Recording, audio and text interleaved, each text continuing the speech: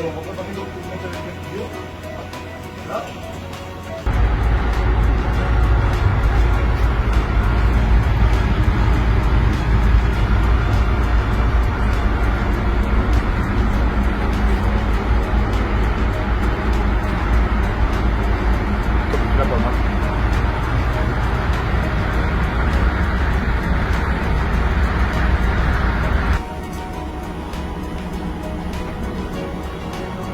Voilà, petite Sandrinette.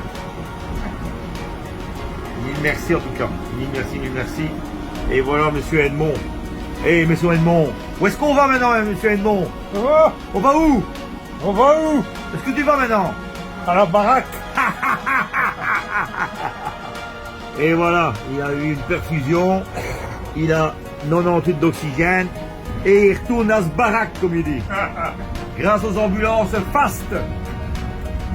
C'est grâce à mon épouse qui a été sur Internet et par les réseaux sociaux. On ne connaissait absolument pas le docteur Bouillon. C'est début décembre qu'on l'a connu. Et quand Madeleine et Edmond ont été souffrants, on leur a dit de contacter le docteur Bouillon. C'était le jour de Noël, le 25 décembre.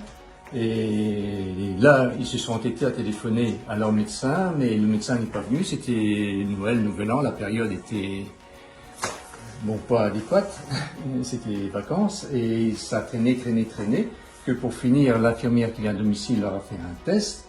On a dit, mais prenez docteur Bouillon, ça va être vite fait, on saura quoi? Non, l'infirmière a fait le test, et vous avez le résultat? Non, il faut attendre, et c'était comme la période de Noël, Nouvel An. Ça a traîné, et pour finir, c'était le Covid.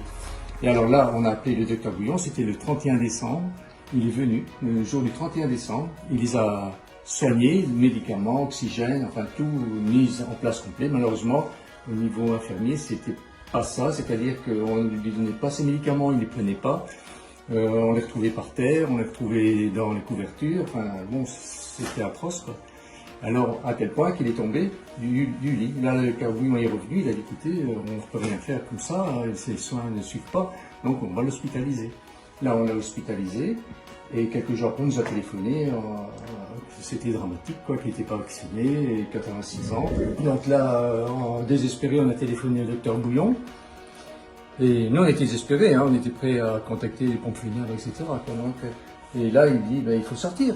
Il dit, si vous le laissez là, il va mourir. Donc, ma femme a dit, mais vous êtes sûr qu'il y a encore de l'espoir?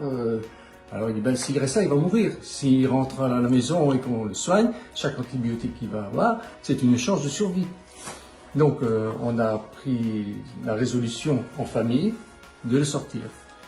On l'a sorti en disant que c'était pour mourir à domicile. Donc voilà. Là il est sorti, dès qu'il est sorti, le docteur Bouillon l'a pris en charge, il a fait tout ce qu'il fallait dans l'ambulance, perfusion, etc. Et le résultat, c'est que maintenant, Edmond a pris une vie tout à fait normale, il prend sa voiture, il fait ses petites courses. Madeleine, qui était dans le même état, a été soignée également par le docteur Bouillon. Et elle est là maintenant, voilà, ils sont là bien tous les deux. Normalement, on avait un double décès ici en janvier. La conclusion, c'est qu'il a fallu créer une opération commando. C'est le monde à l'envers. On envoie des patients à l'hôpital pour aller mieux.